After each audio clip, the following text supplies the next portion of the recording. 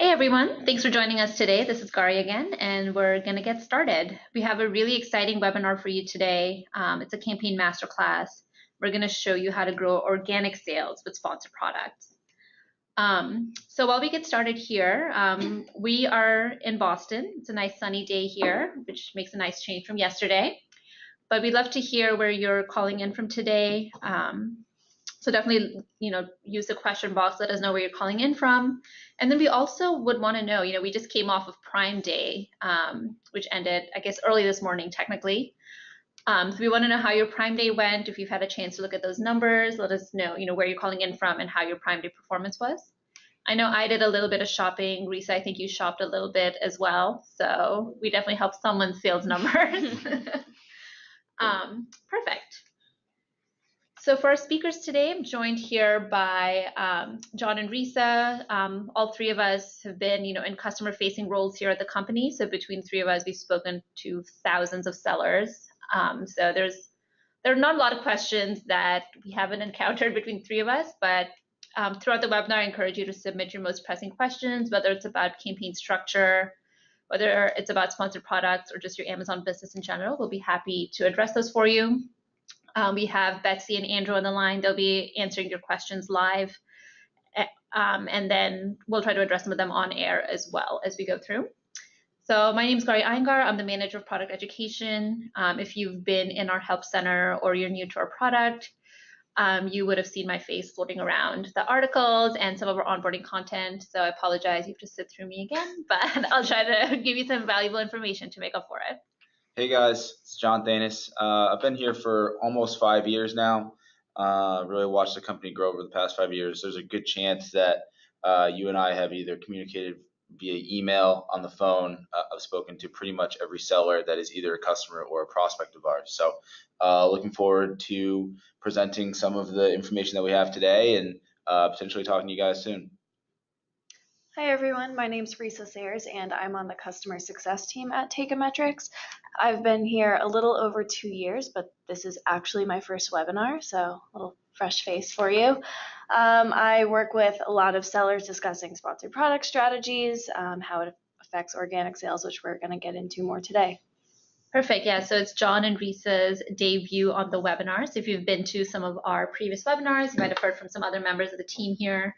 It's the first time Risa and John are jumping in, which leads us right into our first poll question. I'm going to launch that right here. This is really for us to get a baseline of backgrounds and knowledge level. We've done some of these sponsored products masterclass before. This is a campaign-specific masterclass, but we just want to know if you've attended one of those or another Teikametrics webinar before, so just let us know. And we're also going to drop a link in the chat box. If you haven't attended a webinar or you just want to brush up a little bit, we're going to send you to our website that has all of our previous webinar recordings on it. So we encourage you to go in there and get some background if you haven't watched some of our more recent webinars. All right, so we're going to wait a couple of minutes for some of the votes to come in. John just dropped the link into the chat box. And if there's anything we speak about today that maybe is unclear or is a concept that you're unfamiliar with, definitely let us know. We want to make sure this webinar is as valuable for you as possible. So while we do have content, really our goal is to answer your most pressing questions. Great, let's take a look at that poll. I'm going to close it out and share the results. So it looks like most of you were not aware of Teikametrics or not aware of our webinars, but some of you have attended one this year. That's excellent. So I highly recommend going to the link that John shared. And just for your information, we'll also be sharing a recording of today's webinar later today. So definitely look for that email in the next couple of days after the webinar is done. But definitely recommend reviewing the previous content. Still very relevant, very helpful information in there. And then we'll launch right into this one. So let me hide those results and go right in. So our purpose for the webinar today is to, together we're going to learn how to leverage sponsored products to improve organic sales and not just ad revenue. Risa and John have both created some really good content for you that they're going to be presenting. And it's really going to be helpful to understand your business overall because it's easy to get caught up and just look at sponsored product ads, sales, and sponsored product ads revenue. But really your spend is impacting your entire business, and that's how you should be thinking about it. So this is our agenda for today. As you can see, it's a full agenda. We have a lot of really good content to share. So we're going to start with the flywheel effect. We'll explain more of what that is in just a minute. We have a case study with one of our sellers who implemented these strategies and some of the results that they saw. Just to put that in context for you. And then we'll go through the actual strategies, metrics to measure success. And then John's going to lead a live demo, Sponsored Products Optimizer. So a lot of you are not familiar with Teikametrics or weren't aware of it before this webinar. So it's a good opportunity for you to get an intro to the product and see how that works. And then after that, we actually have a big announcement for you. So I encourage you to stick around. We'll make that announcement right after the live demo. And then after the announcement, we're going to open up the floor for Q&A. And the Q&A section is going to be open-ended, and we're going to answer questions for as long as you guys have them. We'll stick around answering questions, so definitely encourage you to stay for the rest of the webinar, and definitely want to stick around for that big announcement at the end. All right, Risa, take it away. What are our strategies? So we're going to be going over 5 strategies today. The first one will be to be willing to invest in marketing. Then you're going to want to focus on improving your conversion and conversion rate. Another thing you can do is add back-end keywords to optimize your listings and improve performance on products with little to no sales history to get those running. And the 5th would be just to keep your ads running at all times. Great. So to get an idea, we'll dive into each of these strategies in detail as we move along, but we want to give you a little bit of context for how these strategies work. So we mentioned the flywheel effect earlier briefly, but we're going to give you kind of an overview of what that is. Yep. And like Ari mentioned, excuse me, you're going to be hearing about this a lot. It's good to see that 55% of you haven't actually been on a Teikametrics webinar yet. We've mentioned this in the past. We'll continue to mention it throughout today and moving forward. It's something that's very important to Amazon sellers and to obviously helping grow organic sales and not just focusing on ad revenue. So the first part, up on the left-hand side is your increased exposure. So what you're really going to be focusing on there is driving a lot of traffic to your pages, spending money, like the first bullet point in our strategies, being willing to spend money and invest in marketing. So you'll be able to focus really on sessions, page views, impressions, the things that are important to at least get eyeballs on your products.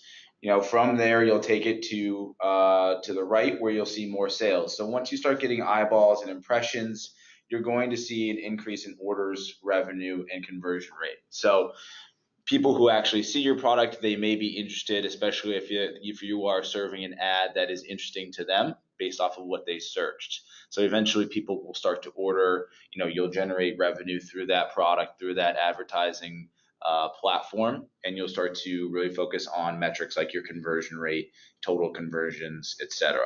And then finally, what we want to focus on once we've gotten all that data, once we can really focus there, is looking at your sales rank and organic revenue, which is obviously the goal of today's webinar. We really want to see how high we can push that sales rank and how we can use ad revenue and advertising to leverage your organic revenue. Yep. I know a lot of you haven't been to a Teikametrics webinar before, but for those you have, the flywheel effect will not be unfamiliar. We've mentioned it maybe 1 or 2 times before. But the key to keep in mind here is none of the actions that you take are going to be in a vacuum, and they'll all impact your ad business and your overall business. So definitely keep that in mind as you're not only taking actions, but then evaluating your performance and success from those changes. All right. So the next thing you want to understand is the life cycle of a campaign, and we'll be referencing back these stages as we go through our presentation today. So Risa is going to give an overview of what this life cycle looks like. Yeah, so those strategies I mentioned earlier are definitely going to differ depending on what phase your campaign is in. This is something I'm talking about, every day to plenty of different sellers. So understanding which phase you're in is definitely crucial to what kind of strategies you're taking. The first one will be launch, and that's when you're launching new products, just listing them on Amazon, starting to get traffic for them. And again, the goal would be there to generate exposure, drive up your sales rank and drive traffic to your products. The relevant metrics there that you'll want to focus on are impressions and clicks. once you've generated, enough impressions and clicks, your sales rank has gone up a little bit, maybe you got some reviews, then you're going to focus on the growth phase of your campaign. And what this means is that you're working to improve your conversion and move closer to your ACoS target. The metrics that you're going to want to focus on here are sales and orders. Those should be increasing. If they're not, then you're probably not in growth phase. So you'll definitely want to keep an eye on those two metrics, not necessarily ACoS or cost per click or profitability in this phase. It's more so just to generate as much revenue as you can here. And Risa, you made an interesting point there when you're talking about the growth phase. So you don't decide you're in that phase and then focus on these metrics. When you start to see changes in those metrics is when you know you've moved on to the next phase, right? Right, exactly. Once you kind of start to see a change in performance, that's usually external. That's kind of an indicator of when you are moving on to the next phase. Sometimes you do need to take some take some time to get there, take some external action to get there. But once you're in profitability, that's when you're going to really want to focus on your ACoS and your cost per click. That's when your organic sales have exceeded your ad revenue. Your margin is growing because you're not spending as much on advertising. And a good rule of thumb is that when your ACoS is below your margin, that's going to indicate that your sales are profitable. The lower your ACoS, the farther away it is from your margin, obviously beneath it, that's going to indicate your profit margin growing. Yep, and then this chart kind of highlights what that might look like if we were measuring this by metrics. This is sort of where you would land in each of those phases. And you'll note, one thing to note on this chart, and we've done this on purpose, is that there is no time frame. There's no 1 month, 3 month, 6 month expectation. Everybody's different. Everybody is going to be seeing results from sponsored products a little differently based off of a number of different factors, right? The category that you're in, what your pricing is. So keep that in mind, whether you're in the growth, launch, or profitability stage. Just know that it's a little bit different for everyone, but once you get there, it'll make it that much better for you. Exactly, and it's a linear process, so there's really no way to get ahead here. You have to go through one phase to move on to the next one. Great, so as we told you, we're going to highlight one of our sellers who used these strategies and kind of the results that they saw and what kind of actions they took at each stage. So just a little bit of background here. Right, so this was actually one of my customers that I've been working with for a while. A little bit of background, the data that we pulled was post-holiday, so the date ranges are from January to May of this year, 2018. And essentially what the company wanted to do was use sponsored products to help increase exposure and sort of maintain that holiday performance. So as most people listening in are probably aware of, January is typically that time where you see a little bit of a lull. Everyone is done with their holiday shopping, and really not many people are, out there buying. If anything else, they're returning. And so this seller wanted to actually do as much as possible to eliminate that little lull. So some of the metrics from that time frame while using our product, from January to May, their growth in ad revenue was almost 117% over the prior period. So when you're thinking about the prior period, that's a 4 to 5 month span. So we're including October, November, December, like the very busy times on Amazon. And also their total revenue growth was 143% during that period. So they used ad revenue to increase their total revenue as well. And just as a little bit of a comparison, their total revenue in January was 117% higher than in December. So really noting that they use sponsored products to grow their organic revenue and avoid hitting that low and still keeping stride into 2018. Exactly. So the sellers I mentioned used, some of these strategies being implemented today, and they were really keeping their eye on that bigger metric of their total revenue, and ad spend was one of the ways to get them there. Before we dive into the strategies, which is our next section, just wanted to make a quick housekeeping announcement. I've seen a lot of questions coming in about this. So we will be sharing a recording of this webinar in the next couple of days. So that is coming once it's done today. You'll see an email coming in from us either tomorrow or a little bit later in the week with a recording of the webinar. Perfect. So let's dive right in to our first strategy, which is be willing to invest in marketing. Lisa, what does this mean? So when you're launching a new product, you definitely want to take that initial investment in marketing, or in this case, sponsored ad spend on Amazon. So again, this is in the launch phase when you're just starting out. You don't really have any organic revenue yet. Your ad revenue is just kind of starting to pick up. So you can see here on this chart that we mentioned earlier, you're going to want to make that initial investment in the launch phase. So what a lot of sellers do is they actually take a loss on their sales due to advertising in the first, couple weeks, couple months, in order to generate that visibility.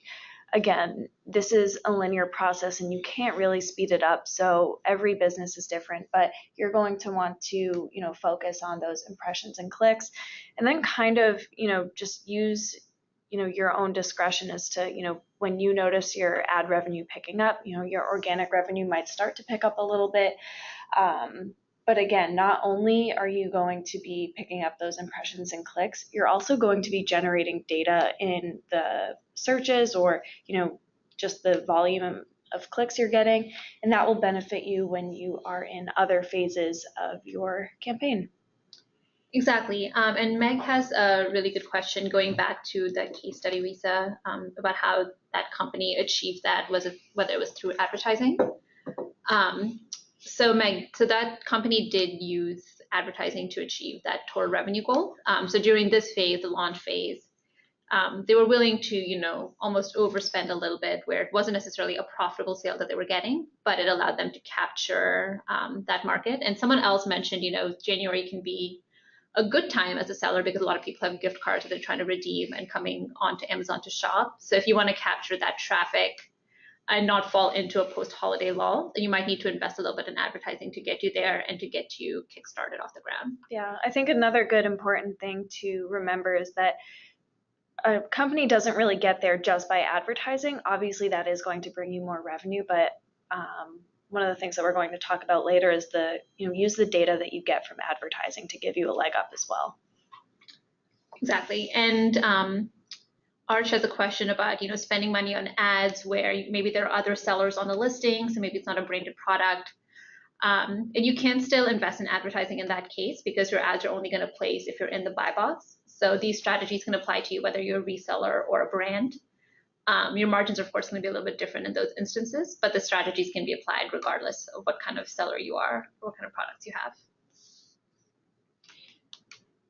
Great. So if you are already a customer of ours and using SP Optimizer, Lisa's going to show you some quick actions that you should be doing while in this launch phase. Yeah, so if you're currently using Sponsored Products Optimizer, you're definitely familiar with setting ACoS targets, and that's going to be the biggest indicator of how much you're willing to spend on advertising. I mentioned that a lot of sellers take a loss on advertising in the first couple weeks or months to get their product out there. So you're going to want to set your ACoS target to a number that exceeds your margin. This is going to allow the software to bid higher and stay competitive. And then another thing that you can do is set a minimum bid floor. What that means is that we'll never bid below that amount, and we're not really going to be decreasing bids unless performance is not there. You're not converting on keywords or ad groups. So you'll just want to be kind of cautious when you set that, because you might end up generating, a lot of spend and not necessarily a lot of sales. But again, the point of the launch phase is to grow your impressions and clicks, not necessarily your revenue. Awesome. That brings us into our second strategy, which is once you start to shift focus from getting exposure impressions into getting conversions. Yep. So like Risa and Gary alluded to a little bit earlier, being in the growth stage, which we'll talk about a little bit, is not when you decide. It is when the data has told you that you are getting conversions and you're able to analyze conversion rates. So as you get more data from the prior stage, the launch stage, you'll be able to focus on those metrics and actually use that data to your advantage. And as we keep coming back to this graph, but it's obviously a good visual representation of what's going on and what should be happening if you're following all the right steps and strategies that we're talking about today. So the growth stage is when you start to see ad revenue and even organic revenue eclipse how much you're spending on sponsored products. You'll really be able to see that uptick in sales and again conversions and how many orders you're getting, and use that data to then become even stronger in sponsored products, which in turn allows you to be stronger with your organic sales as well.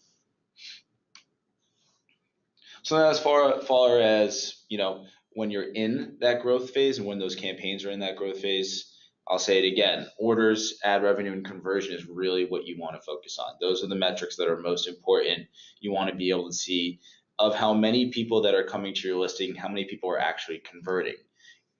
Some baseline metrics, you obviously want to be above 10%. Gary, I don't know if the team has any sort of, out of how many customers or sellers that we work with, what that average conversion rate looks like. Do you know?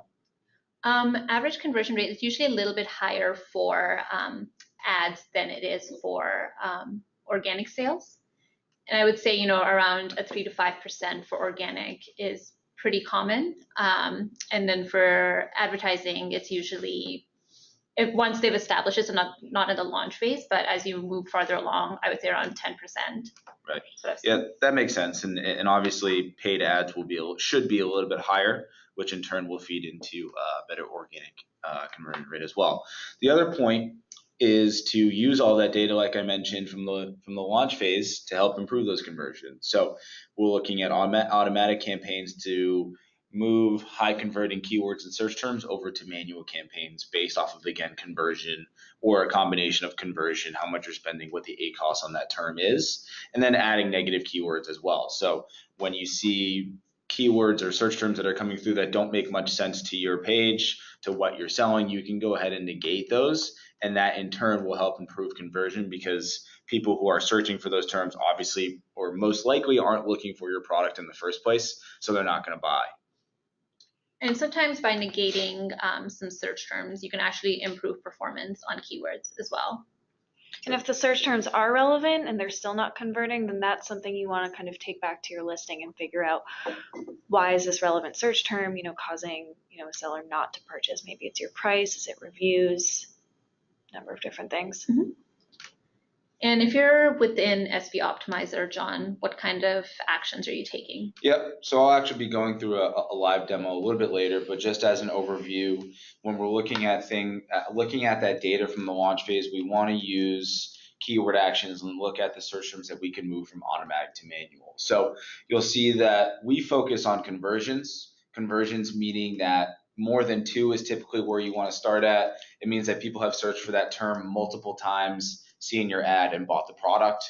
ACoS is not as relevant, although you can use a tool to also see what the ACoS was in those search terms. So you can just go ahead, use this part of the tool to identify search terms that people are looking for in buying your product and move them into the manual campaigns right within the tool.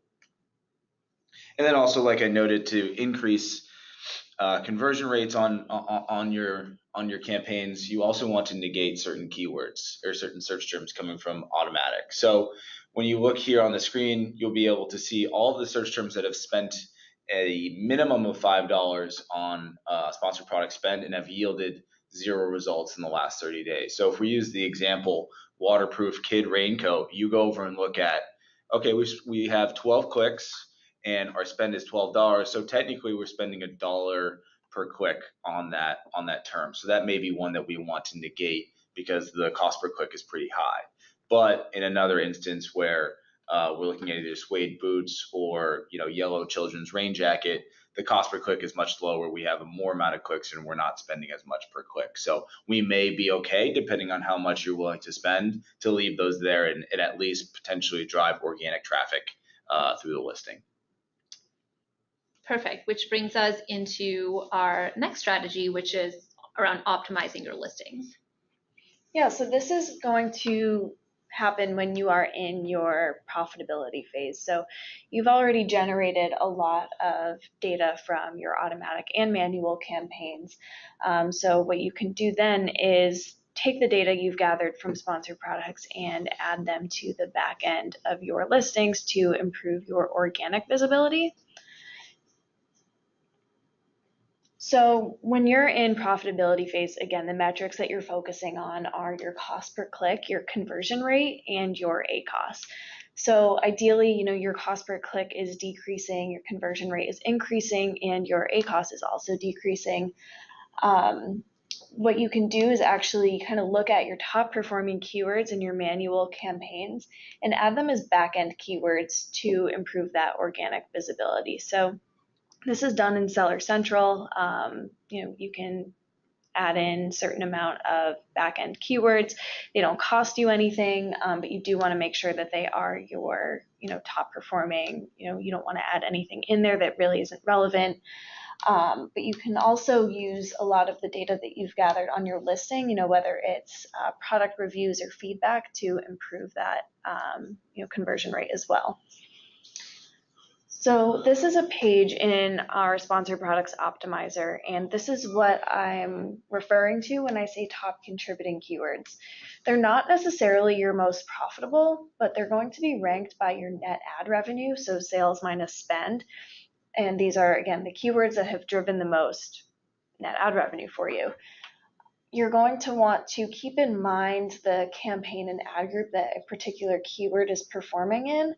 If we look at the first one right there, purple small raincoats, that's performing well for the purple raincoats in the children's raincoats campaign, but it might not be performing well for a new product launch campaign or a different ad group. So definitely be mindful of that when you are adding back-end keywords, that you are adding the corresponding keyword to the products in that listing or campaign. Yeah, and I have a few questions coming in. Just to clarify, back-end keywords are going to be terms that are relevant to your product, and it's a way for you to communicate to Amazon what searches might be relevant to you, and it's something you do on the back end, as in none of your shoppers can see it on page. So Amazon will use that content, and in addition to that, they'll also use this.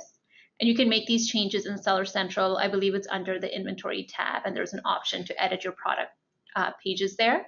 So that's where you'll go. I think it's maybe the 5th or 6th tab open over when you open up the product, the page to edit your product listings. So that's where you would add them in. I believe there are 5 spaces you have to provide them, and you should be able to use multiple words per spot. So you could use commas to separate them and put in all of your relevant strings and search terms so you show up for the best searches. Someone just asked if these screenshots are from Seller Central or from Sponsored Products Optimizer. And again, these are from Sponsored Products Optimizer, and stay tuned for the demo that John's doing at the end of this presentation. Perfect. So that brings us into our next strategy, which is improving performance. So we've given you a lot of information what to do for getting products moving, but there are going to be a lot of instances where you have products with little to no sales history, whether they're a new product that you're launching or whether it's one that's just stopped performing recently. So we have some strategies around that as well. Yeah, so obviously this is going to really focus on a number of different areas. I saw someone ask a question about liquidation that would be included in this category as well. Really, you want to focus on using automatic campaigns to discover how shoppers are finding your products in the first place. So, again, going back to the first topic of our webinar, which was being willing to invest in marketing, this is where you're really going to have to hang tight, because you will have to spend money to figure out what that information looks like. If it's a seasonal product, be sure that your bids are on relevant keywords, are high enough to gain traffic. So if you're focusing on summer, or now that we're in the middle of summer, we may even be focusing on for people who offer maybe clothing or shoes, seasonal type items, fall jackets, that type of thing. You really want to focus on having higher bids for those terms to be able to gain that traffic early, so that once the time comes around, you'll already have the impressions and information there to move forward. So, and like I mentioned, just be a little bit more tolerable of having a high ACoS, and that really what you're doing is buying that information. So like we mentioned, some examples are, you have a new product that you're trying to get off the ground. So technically this could be considered the launch phase as well. You have a low performer, so something's been sitting on Amazon. You haven't necessarily spent money on it in the past, but there's not a lot of organic sales to support paying for it to be on Amazon, or if it's an FBA, paying for that space. and that goes hand in hand with liquidation as well. So yeah, and Kaylin, John has a really good question. When you're trying to move stale inventory, do you use launch stage strategies? you should, yes, you should be a little bit more tolerable. You should be willing to spend a little bit more money, and that way you'll be able to at least have the information to know what people are searching for before you make that decision to either liquidate the product at a lower price, spend the money on sponsored products to move it that way, or actually pay to have that product and that inventory removed if you're utilizing FBA. All right, perfect. And that brings us to our last strategy for the day, which is keep your ads running. So this sounds like an obvious one to me, Risa, but we do get a lot of questions about when I should stop ads. Particularly, I notice people get concerned about whether or not to keep their ads running if they see that their ad is placing organically, maybe even at the top spot, and they start to question whether continuing ads is a good idea, whether they should stop that investment there. Yeah, I get this question all the time, and this is actually one of the strategies that doesn't even necessarily relate to what phase you're in, although it gets asked most often when sellers are in the profitability phase. But you're always going to want to leave your campaigns running. The first point that I have up there is always leave your automatic campaigns running. You might think that you've generated enough keywords for your manual campaigns, you don't need to discover anymore.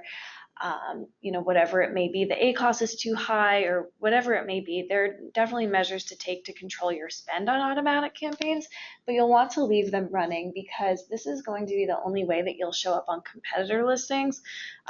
When you're on a listing and you scroll down to where it says sponsored products related to this item, that's extra real estate you should be taking up. And you'll always want to keep an eye out for new keyword opportunities, something that you might not find necessarily relevant, or maybe you thought you found all of your main keywords or all of your top performing keywords, but you never or all know, of your a most new relevant. trend starts up sometimes. Right. So that's going to give a lot of insight into how just how dynamic shoppers are and how they're finding your products. So, and it's important also to think about this in terms of flywheel, because there is that hidden benefit to running ads. So even if you you are placing organically, part of the reason you're there organically is because you ran ads and you're continuing to run them. So stopping your ad spend could actually end up hurting your organic placement as well. Right, exactly. And if you're not taking up ad real estate, that is space that you're leaving wide open for your competitors. So you just want to be in every place that you can be. So if someone's shopping for something in your category, you don't want your competitor to appear there. It's just, you're just giving away space to them. Yeah, and the seller that you mentioned at the very beginning, John, our case study, are they still running ads on those products today? They are. Yeah, they are. They continue to do so. And when you think about this is something that I've noticed is the buyer's mentality on Amazon. You pull up your laptop or your screen, you pull up Amazon.com. Typically, most buyers or most people searching are not going to be scrolling through multiple pages. So the more real estate that you can take up on the first page, the less doubt that they have that they can go anywhere else to buy the product. That's something you really want to focus on that Risa just mentioned is that real estate, especially at the top of the fold. Mm-hmm. Perfect. So those were our strategies for today. And we just want to get a quick, feel for what you guys have already tried. So I'm going to launch our next poll, which is just to see which of these strategies you've implemented yourselves. And then if you'll also write into the chat box and let us know what results you saw from implementing these strategies, we'd really like to know that. So you could select as many of these strategies as you've tried and let us know, and then just write in what the performance was as well. So just, John, while people are filling out this poll, would you mind just recapping what those 5 strategies were? Yep. So the first one is like we mentioned, be willing to invest in marketing. The second, improve conversion and your conversion rate. Add back-end keywords and optimize your listings is the third. Improve performance for underperforming products is number 4. And then finally, keep ads running. All right, awesome. So we're just going to give people a couple more minutes here to write in.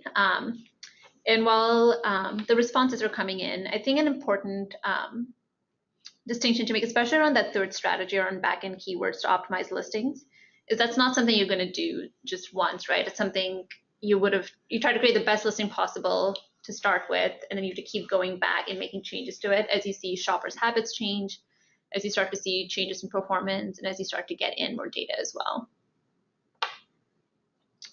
All right, perfect. Looks like most of you voted, so I'm going to close that poll and share our results here. So what we're seeing is, let's see, most people have keep their ads running. That's really good to see, as well as a willingness to invest in marketing. That's going to be really important because, like I said, there's no way to skip any of those life cycle stages of a campaign. You have to go through the first one to get to the next one. But it looks like a smaller portion of people are focused on improving performance for underperforming products or new products and improving conversion rate. But those are definitely key as well. So it's not really one or the other. Using all of these strategies at the right time is going to give you the best results, like John's customer saw from January through May. Perfect. Thanks everyone for voting, and I'll look through some of your responses as well on what kind of performances you saw, but we're going to dive in here into our next section, which is around metrics to watch when evaluating performance and overall business. So metrics is in our name. We talk about it a lot. So any webinar that you watched of ours is always going to have this section on it. So Risa, what are people looking at to measure overall business performance? Yeah, so the first one that we're going to talk about is your return on ad spend. This is going to be measured by your overall sales divided by your ad spend. So this will be, kind of your, inverse to your ACoS or total ACoS, which we'll talk about.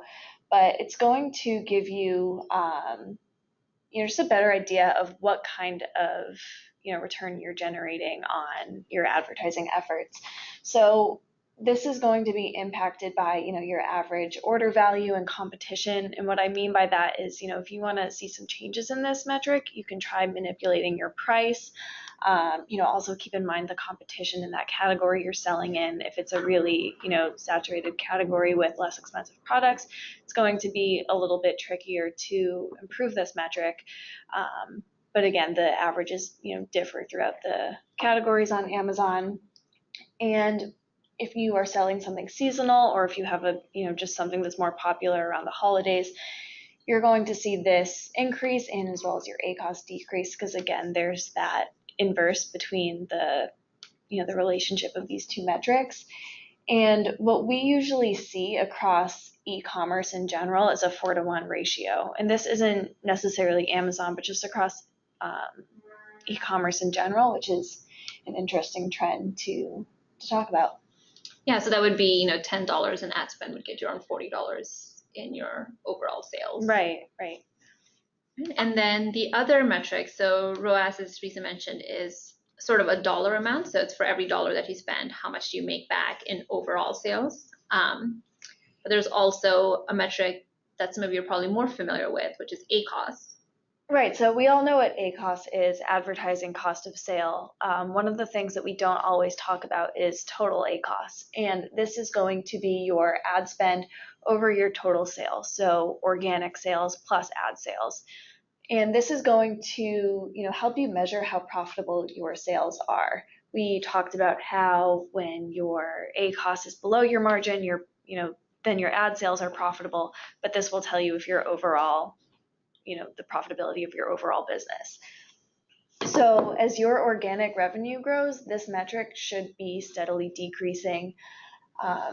We usually see ad revenue coming in to account for about 20% of overall revenue.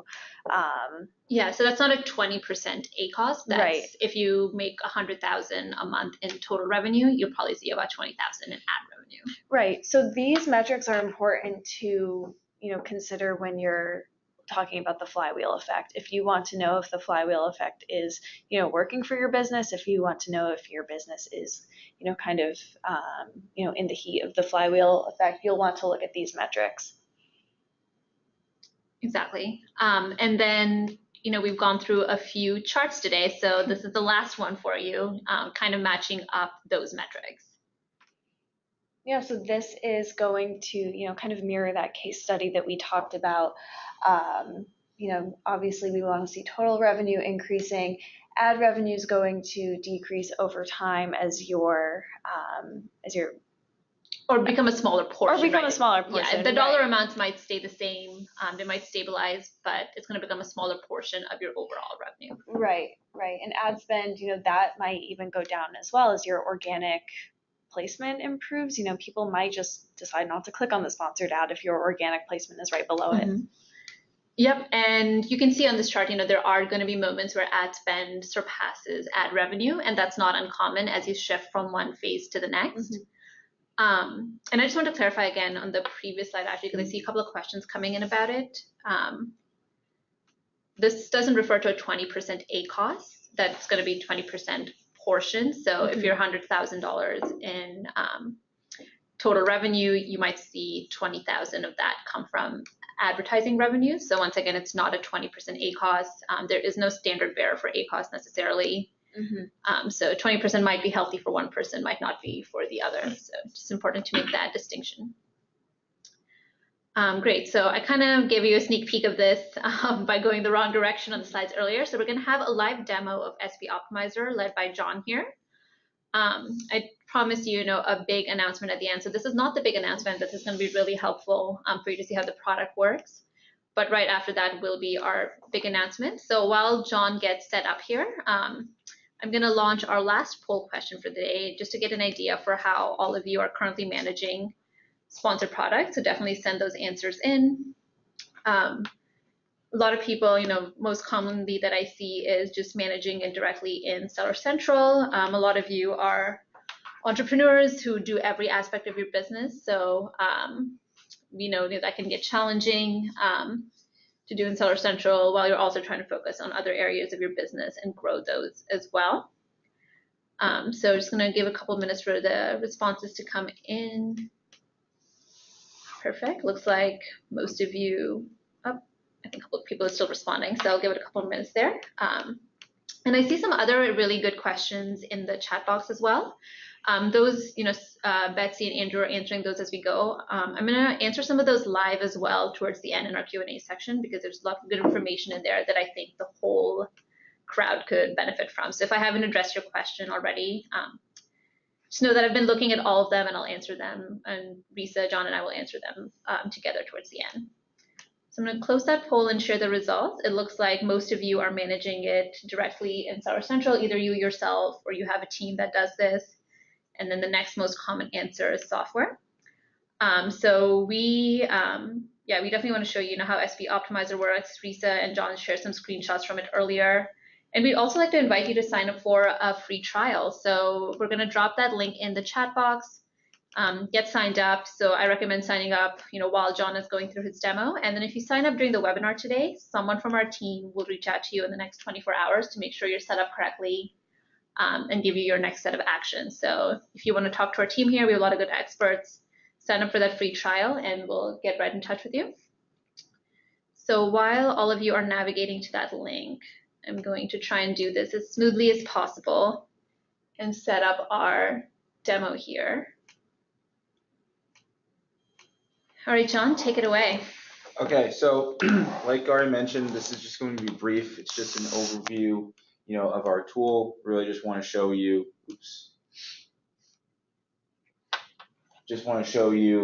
how our tool works, what it looks like, really the functions, the main functions that it has. So here on the dashboard, you can see your all the data from sponsored products in one profile. So total revenue included, you can actually allow us to gain MWS access, so you can include that number. That's how we're helping our sellers calculate what that percentage looks like of total ACOS to your organic revenue. Metrics like your ad revenue, ad spend over the last 30-day period. There's actually areas within the tool, as you can see in that little date picker up there. That's where you can switch around date ranges. You can look at the last 60 days, the last 90 days, year to date, that type of thing. So you can change up those metrics as well. As you scroll down, you can also see comparison metrics. So you can look at, here's how I've performed during this period. Again, all of the metrics that are important to you, conversion rate, impressions, total orders, that type of thing, and then compare to the last period. So if we're looking at this 30 days versus last, how did we grow our total revenue? What does our ACOS look like? Those metrics are right there, for you to be able to see. And as I scroll down, you can see that as well. As Risa mentioned, you can also see your top contributing keywords. So you can see which search terms or which keywords are working best for you as far as net ad revenue is concerned, and use those for your backend keywords. As far as ACoS targets and our bid algorithm itself, this is where you'll log in. You'll see all the different campaigns that you have set up. You'll notice that there's a quote unquote new campaign section. That's where you have yet to set ACoS targets. You'll see the red surrounding the percentage box here. You can also set your bid floor within the tool as well, and then the ones that you already have set up. So when you're setting up ACoS targets, we suggest that you refer a help center to see which stage you want that campaign to be in. What are your objectives? What are the margins of the product within that stage? And we'll help best set that ACoS target based off of the number and what your metrics are. So again, this is where our bid algorithm starts to work. You can even follow along in our change history up there. You can see the last 200 bid changes that happened and why they happened. And then finally, keyword actions. So as I alluded to, there's a couple different areas where you can add or negate keywords from your current campaigns and ad groups. So you can see here all the search terms we're spending money on that we may not necessarily want to be. If we want to look at search terms that are performing well in automatic campaigns, you can analyze those here, filter by conversions, be able to pick up on which ones are working best. And even in the manual campaigns, we can tell you which search terms are mapping to which keywords and where you should be funneling through broad phrase and exact match types as well. So you have this all at your fingertips. All you really have to do is, okay, if I want to identify that this search term is working pretty well, I want to add that as a phrase match type, you can just select the box, click make changes, and it's as simple as that. No bulk uploads, nothing of that nature. It's all done through the API.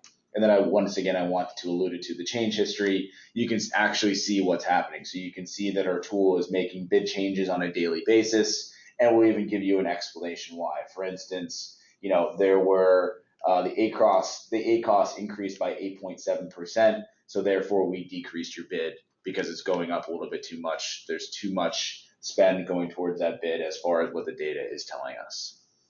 Perfect. Thanks, John. So once again, guys, get signed up for that free trial. Someone from our team will reach out to you within 24 hours. We definitely want to talk to you and make this happen. So diving back into the presentation here, I said that we had, a really big announcement for you, and we mentioned, the flywheel effect earlier, and we're actually going to be launching a new product here at Teikametrics called the flywheel. So we only opened this up less than 24 hours ago, so you guys will be among the first to sign up. Risa is going to drop a link in the chat box, get on the launch list, and you'll be the first person, among the first people to hear about this product. This is going to give you all of those tools we discussed earlier, which is basically putting your ad spend in context of your overall business and being able to analyze some of those metrics at a more granular level. So sign up for that flywheel. Like I said, you'll be amongst the first people to hear about it. Our first piece of communication went out just yesterday, less than 24 hours ago. So I encourage you to do that and become part of the flywheel launch list. And it's really going to be a way for you to implement the strategies we discussed today and gain control of your overall business. So sign up for that. Link is in the chat box. And whether you sign up for that and or the free trial, you don't have to pick. You can sign up for them both. You'll hear from us shortly with more information around both of those as well. Perfect. So now I think, Risa, it's time to summarize what we've learned today before we go into the Q&A. We have our takeaways here. The first one is that ad spend contributes to overall sales, not just your ad sales, and this is called the flywheel effect, as we've mentioned 1 or 2 times today. The second takeaway will be to just make sure that you're utilizing the appropriate strategy based on where you are in your campaign life cycle. If you're in profitability, then you're probably not, you're definitely not losing money on advertising when you're in the profitability phase. So just be mindful of what strategy to employ. Then you're going to want to measure your success by the most relevant metrics based on, which campaign life cycle phase that you're in.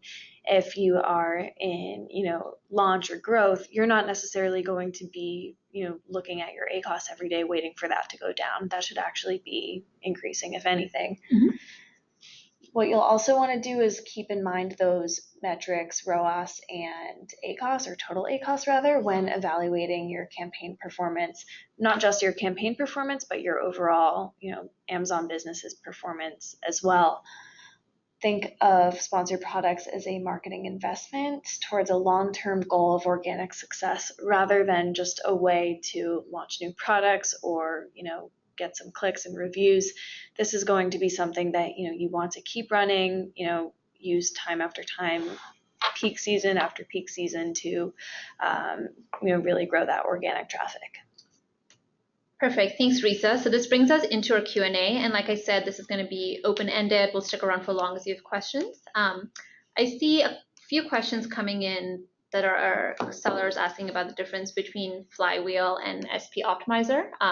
So Flywheel is going to be sort of an enhanced version of the product we have today. So I recommend signing up for a trial of the free trial of the SP Optimizer if you haven't already, so you get an idea for what that does. And then Flywheel is going to sort of build upon it. And signing up for the launch list is really the best way to get the most up-to-date information. We're going to be sending all of you on that list, dates when we can access the product, what it does, and more of that kind of information. So I highly recommend signing up there. It's going to be your best source of information about Flywheel. So that's the end of my sales pitch on that. And we're going to go into some of the SP questions. So someone's asking the difference between total ACOS versus ACOS, and this is just going to be your advertising spend over your total sales, organic plus ad sales to give you your total ACOS. Yeah, that's a really good question. And we're glad that the first question was about metrics because, as I mentioned, it's kind of important to us today or general as a company. Perfect. And then Jessica has a question about, does sponsored products ad help in organic sales through profitable keywords only? Is there any other way sponsored ads help in organic sales? That's a really good question, Jessica. So there are more ways than just profitable keywords where your ad spend is helping your organic sales. So the goal with those profitable keywords is to make your campaigns profitable and your ad portion of it profitable, as in you probably have an ACOS below your margin. But spending that money in advertising, if you recall that flywheel effect we mentioned at the very beginning, is going to help you get more exposure, which in turn is going to help you get better sales volume, which in turn is going to help you get better sales rank. Better sales rank means Amazon's going to help your organic results place better as well. So bidding on profitable keywords is helpful for profitability, but you want to bid on a variety of searches and keywords based on what you're trying to accomplish. Maria is asking, what is a good starting budget when launching a new campaign? I get this question all the time. My advice is to just set your budget high enough where you're not hitting it, if that makes sense for your business, if you're not, super sensitive to that spend. If it's too low, then you're just going to, miss out on, clicks and sales that you might have gotten if your budget was higher. And a good thing to remember is that your budget doesn't necessarily dictate how much you spend, but it can restrict your spend. And what I mean by that is that if you set your budget to $1,000 per day on a campaign, that doesn't necessarily mean you'll spend that amount. But if you set it to $5 a day and you're in a competitive category, you'll almost definitely hit your budget and miss out on some clicks and sales. Yep, and when you're creating those initial budgets, where you'd want to, you want to pick a starting point based on what your overall marketing budget is, and then kind of distribute that across all of your campaigns. But you also want to keep an eye on it and make updates as needed. So there's one campaign, like Risa was mentioning, that's close to running out of budget. You want to make sure you invest more there because it's where you're capturing data, and you don't want to miss out on any of that from running out of budget. And another question around budgets is, should we keep the same budgets for sponsored ads at growth and profitability stages?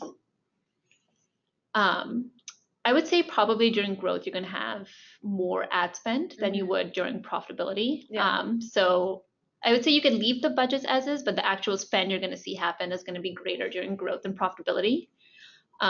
Because profitability is really not about sales volume. It's about making sure each individual sale is profitable for you. So you would probably see a decrease in ad revenue or a plateau in ad revenue. And with that will come a decrease in spend as well. Eli is asking, is there a program or software to find good keywords for his product? And we really rely heavily on using automatic campaigns to find the best data for your products. Just because a keyword worked well for a similar product in your category doesn't necessarily mean it'll work well for yours. So really those automatic campaigns are kind of a gold mine when finding the best keywords to bid on in your manual campaigns.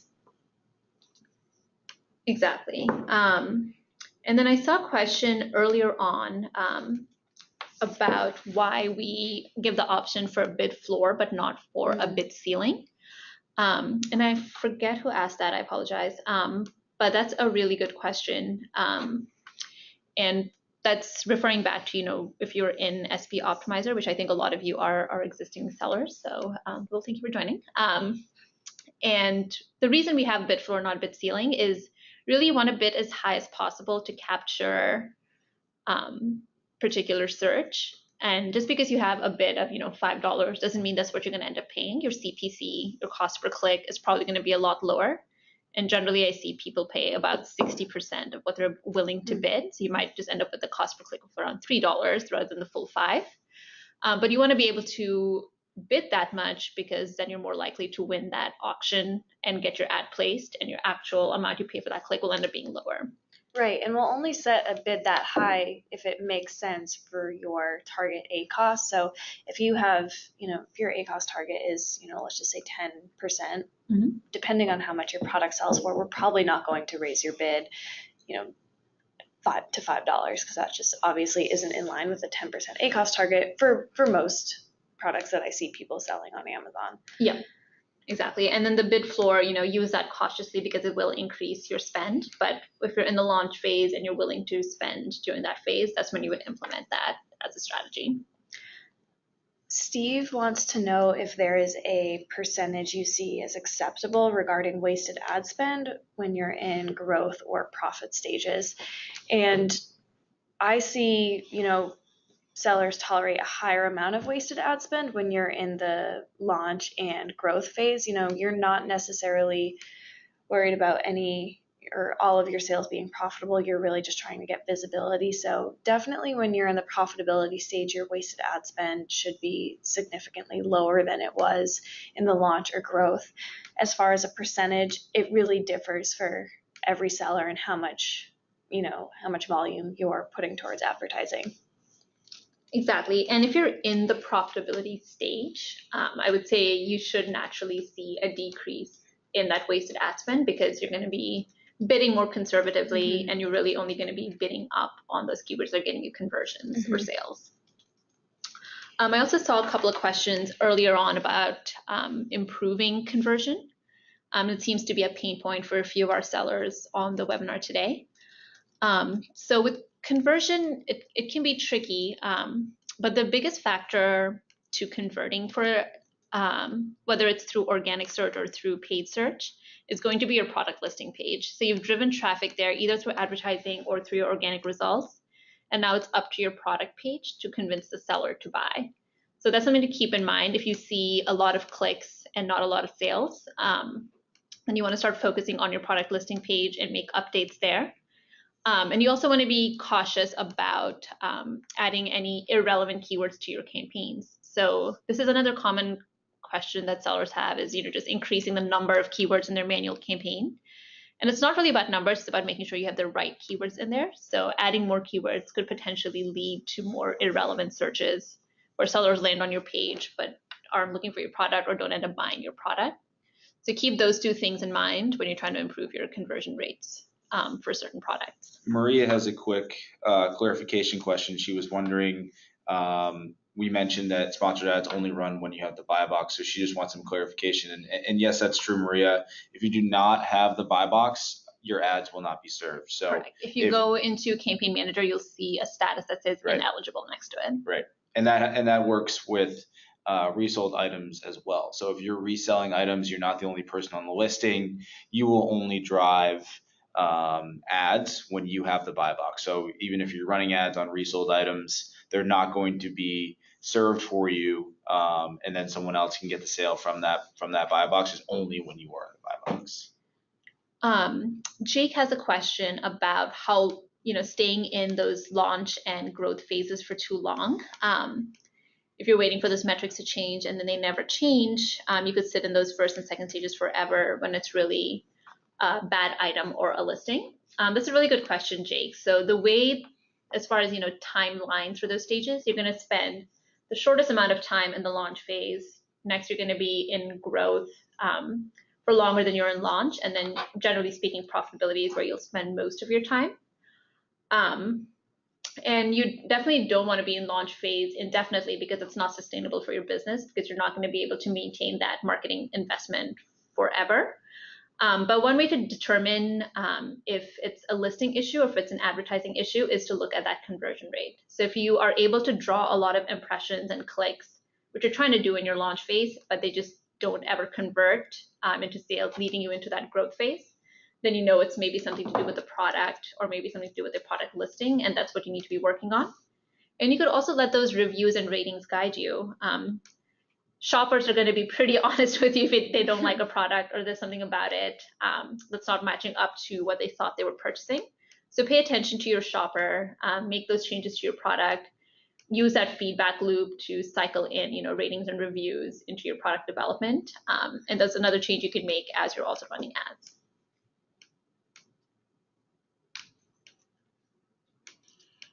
Great. Jason has a follow-up question to the buy box.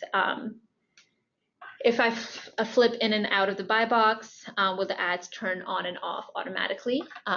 That's correct. So as you go in and out of the buy box, which can happen, multiple times a day based on the competition on that listing, your ads will turn off and on automatically based on your buy box occupancy. And sometimes there could be a little bit of a delay if you drop out of the buy box before your ad turns off, or conversely, if you get back into the buy box and your ad turns on, but Amazon will make that change for you. Jessica wants to know that, or at the stage of profitability for your sponsored ad, is there a way to maintain sales? Obviously, you want to keep your ads running, but your organic sales should be, maintaining a large volume, which is going to indicate that you are in fact in the profitability stage. Exactly. And what you'll usually see is not necessarily a decrease in ad revenue. It will be lower probably than the growth stage, but usually it should plateau and kind of stay at the same number while your organic sales improve more. Great. And then Jake has a question. How do this campaign lifecycle work with seasonal products? As there's no time to have it slowly go up through the 3 stages, by the time you get to the profitability stage, the season is over. That's a really good question, Jake. So this will be accelerated for a seasonal product. You want to start advertising definitely before you head into your high season, because people are going to start window shopping before they're ready to buy. So if they're shopping for winter coats, they're probably going to start shopping in the fall before making a purchase. So you want to start advertising as soon as possible before you go into your actual high season.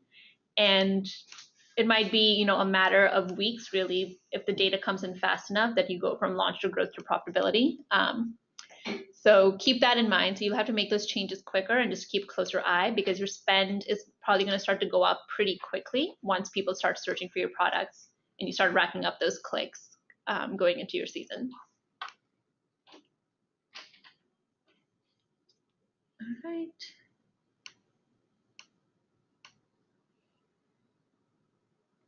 Great. So Jerome has a question. In the life cycle of a campaign slide, can you reiterate what metrics I need to watch? So why don't I go back to that slide? Give me 1 second, Jerome, and I'm going to pull that slide back up so we can show you exactly what metrics to watch in each section.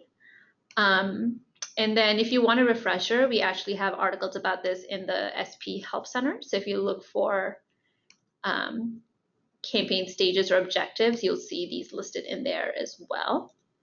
But I'm going to pull up that. So this is the life cycle of a campaign. During the launch stage, you're looking at impressions and clicks. During the growth stage, you're looking at sales and orders. And then during the profit stage, you're looking at CPC, conversion rate, and ACoS.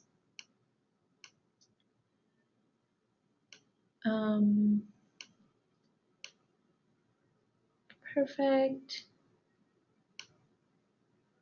Sorry, guys, we're just looking through the questions here to make sure we've addressed all of them adequately. If you guys have any follow-ups to anything we discussed today, please reach out. Great, so Rajesh has a question. Risa, if my product is already on the first page, how would ad campaigns help?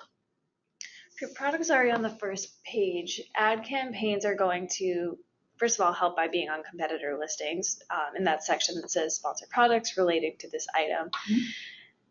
Again, you're taking up real estate that your competitor can't gather. Correct. And Amazon, that we don't really know what goes on behind Amazon's search algorithm, or what their algorithm is to place those organic results.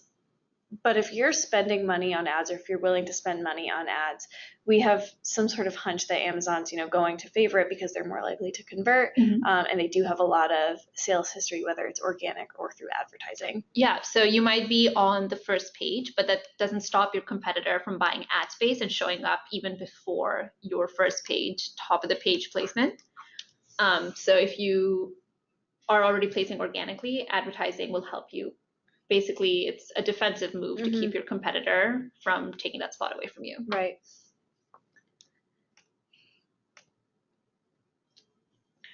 Great.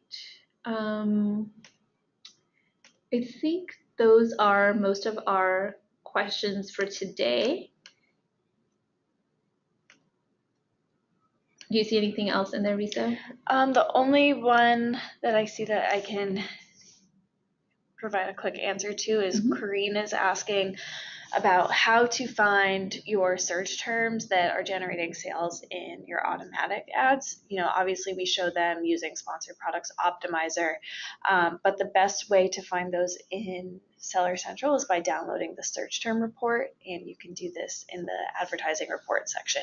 Perfect. Yeah. It won't necessarily show you the SKU that it generated a sale for, but it will show the ad group, or the keyword that it triggered. Exactly. Perfect. So it looks like we've had a slowdown in questions. If you think of anything else, guys, definitely reach out to us. If you signed up for a free trial today, our team members will reach back out to you and follow up with you. And they're going to be a great resource for you. We have a couple other resources I wanted to share with you as we get to the end here. We discussed specific strategies today, but we also have a lot of best practices around campaign creation. And then sometimes it could just be an overwhelming amount of either information or time commitment. So if you need help with campaign creation, we offer a service called Expert Launch, and our consultants will be able to speak to it for you. So if you signed up for a free trial, they'll reach out to you and you could bring up the topic of Expert Launch if you need help with that campaign creation. If you have any questions about what that is, reach out to us. And we'd also like to invite all of you to our next webinar, which is going to be around sponsored products profit. So how to improve profitability of sponsored products, specifically around campaign structure. So I'll be on that webinar as well, and we'll have some other experts with us. And we will be sharing a recording of this webinar in the next couple of days. I saw a couple of questions coming in on there. So sign up for this webinar on August 8th, and then look for a recording of today's webinar to come in over the next couple of days. We want to make sure we edit it and make it beautiful for you, and then we'll send it out. Thank you so much for joining us. We hope you signed up for Flywheel and for the free trial. Like I said, if you signed up for a free trial today, someone from our team will talk to you in the next 24 hours. And then sign up for the Flywheel to get the best information about what that product is. You can be amongst the first ones to see what that looks like. It's exciting. It's very exciting. Perfect. So thank you all so much for joining today and for all of your great questions. Keep those coming. And I look forward to speaking with you again on August 8th. Thank you, guys. Thank you.